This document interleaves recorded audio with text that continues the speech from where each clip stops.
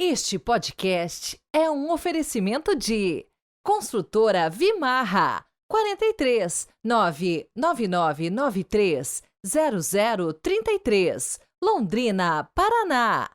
Grupo Predial, Gestão e Contabilidade para Condomínios 43 33 38 20 55, Londrina.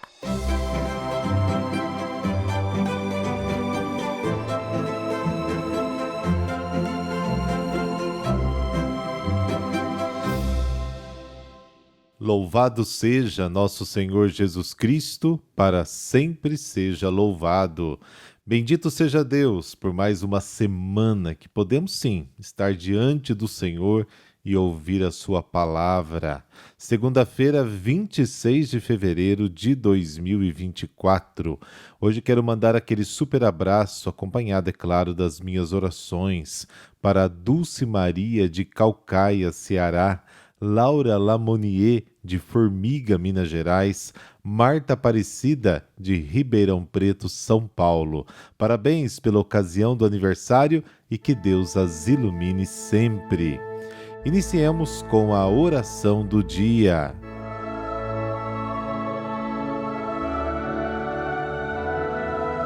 Pelo sinal da Santa Cruz, livrai-nos Deus, nosso Senhor, dos nossos inimigos.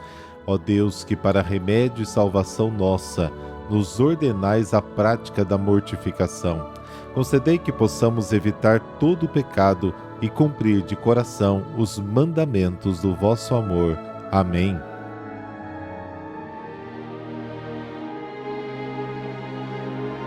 Lucas, capítulo 6, versículos de 36 a 38. O Senhor esteja convosco. Ele está no meio de nós. Proclamação do Evangelho de Jesus Cristo segundo Lucas. Glória a vós, Senhor. Naquele tempo disse Jesus aos seus discípulos: Sede misericordiosos, como também vosso Pai é misericordioso. Não julgueis e não sereis julgados. Não condeneis e não sereis condenados. Perdoai e sereis perdoados. Dai e vos será dado.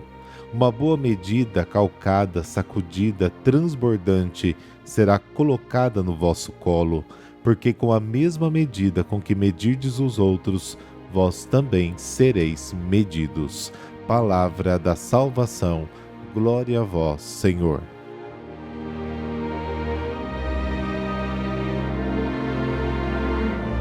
Deus é o ponto de referência de toda ação cristã. Toda a preocupação do fiel é repetir seus comportamentos em sua própria vida. E Jesus tenta tirar da nossa cabeça um Deus que atua como juiz num tribunal para substituí-lo por um pai que fica em casa com seus filhos, a quem ele nunca deixa de amar e de usar com eles toda a sua compreensão paterna. O esforço do juiz é chegar a uma condenação. Tanto a do pai como a do cristão, o esforço é a absolvição total. O cristão é chamado a copiar indistintamente a atitude paternal de Deus para com todos. O amor aos inimigos é uma graça que nos torna misericordiosos como o Pai. Jesus nos ensina como devemos nos comportar com quem não nos ama, não julgar, não condenar, perdoar, dar-se. Esses 4 mandamentos devem ser praticados com uma generosidade superabundante e incomensurável, porque com a medida com que medimos, nós também seremos medidos. O desejo do homem é tornar-se semelhante a Deus, Gênesis capítulo 3. Agora, depois da revelação do verdadeiro rosto de Deus em Jesus, é possível compreender o caminho para se tornar Deus. A essência de Deus é a misericórdia, porque qual é a sua grandeza, tal é a sua misericórdia. A nossa experiência fundamental de Deus, uma vez que estamos no pecado e no mal, é a da misericórdia que perdoa e salva. Este amor de misericórdia é o único possível da situação em que realmente encontramos. Se o amor se exprime no dom, a misericórdia se exprime no perdão, que significa superdom, de modo que onde abundou o pecado, superabundou a graça. Romanos capítulo 5. O adjetivo que Lucas usa aqui para dizer misericordioso é oiktirmon, que indica a expressão externa da misericórdia, tanto como compaixão quanto como intervenção. Este adjetivo aplicado a Deus é usado apenas 2 vezes em todo o Novo Testamento, aqui e na carta de São Tiago, capítulo 5, versículo 11. Na chamada tradução da Septuaginta, oiktirmon traduz o hebraico rahaim, que indica o ventre. Isso significa que Deus misericordioso se apresenta a nós como Pai e mais ainda como Mãe. E a este respeito, é precioso o que escreveu São Clemente de Alexandria. Pela sua misteriosa divindade, Deus é o Pai, mas a ternura que ele tem por nós faz com que ele se torne mãe. Quis dives salvetur. A primeira imagem que o homem tem de Deus é a de quem julga. E a imagem de um Deus que julga com severidade é o último ídolo que Jesus consegue tirar, fazendo-nos ver que ele carrega o nosso mal na cruz. Eis o Cordeiro de Deus que tira o pecado do mundo. João capítulo 1. A cruz de Cristo é o único julgamento possível ao Pai da misericórdia que justifica a todos. Portanto, quem julga o outro está sempre errado. E o erro não reside no fato de o julgamento do homem ser falacioso, mas precisamente no próprio fato de julgar, porque usurpa o poder de Deus. E, sobretudo, porque Deus não julga, mas justifica, não condena, mas tolera. O julgamento final de salvação ou perdição não é realizado por Deus, mas por mim e por você. Não num tempo indeterminado ou oculto, mas agora na relação cotidiana com Deus e com os irmãos. Esta é a misericórdia de Deus. Ele nos deixa julgar a nós mesmos, e é o mesmo julgamento que pronunciamos sobre os outros. Se não julgarmos os outros, Deus não nos julgará. Se perdoarmos os outros, Deus nos perdoa. Na medida em que alguém se dá ao irmão, recebe de Deus. A única medida do dom que recebemos é a nossa capacidade de se doar. Deus renuncia à medição, assim como renuncia ao julgamento. Somos medidos e julgados por nós mesmos, de acordo com o nosso amor pelos outros e para com Deus. Deus não conhece medida em se doar. A única limitação à misericórdia de Deus é dada pelo nosso ventre, ou seja, pelas nossas entranhas de misericórdia.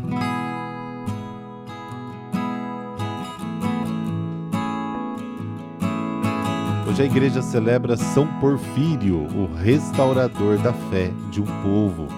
Ele nasceu na Tessalônica em 353 e morreu em Gaza em 420.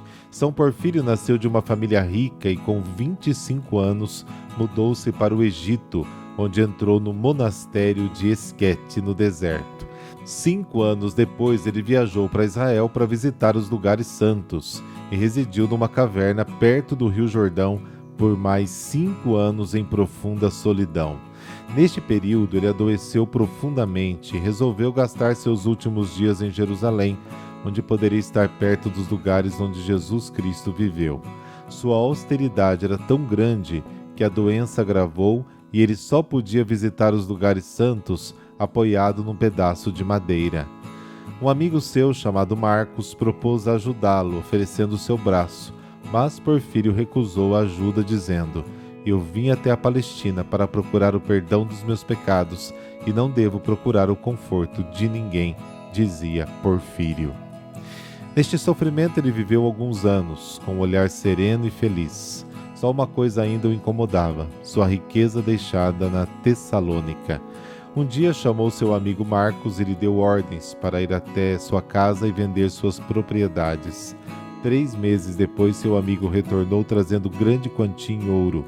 Porfírio o recebeu com alegria, pois estava completamente recuperado de sua enfermidade.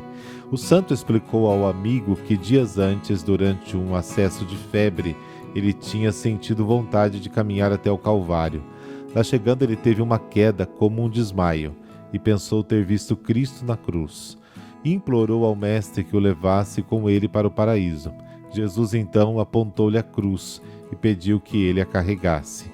São Porfírio tomou então a cruz nos ombros e, quando acordou, estava completamente recuperado da doença.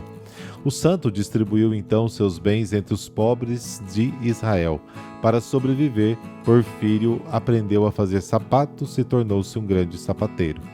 No fim da vida, Porfírio retornou para Gaza, foi ordenado bispo e passou a defender a fé contra o ataque constante dos pagãos. Diz a história que em Gaza, terrível seca assolava os campos. Os pagãos culpavam os cristãos e não queriam receber Porfírio entre eles. Às portas da cidade, Porfírio rezou a Deus e a chuva caiu em abundância. Assim ele foi reconhecido pelos cristãos de Gaza e pôde entrar na cidade. Porfírio retirou do maior templo da cidade os ídolos pagãos e construiu uma grande igreja, consagrada em 408. Na ocasião de sua morte, sua diocese era toda cristã, conforme o testemunho do seu amigo Marcos, que escreveu a biografia do santo. Ó Deus, que aos vossos pastores associaste São Porfírio de Gaza, animado de ardente caridade da fé que vence o mundo, dai-nos por sua intercessão perseverar na caridade e na fé, para participarmos da sua glória. Amém. Abençoe-vos o Deus Todo-Poderoso, Pai, Filho e Espírito Santo. Amém. Boa semana para você e um dia iluminado. Até amanhã.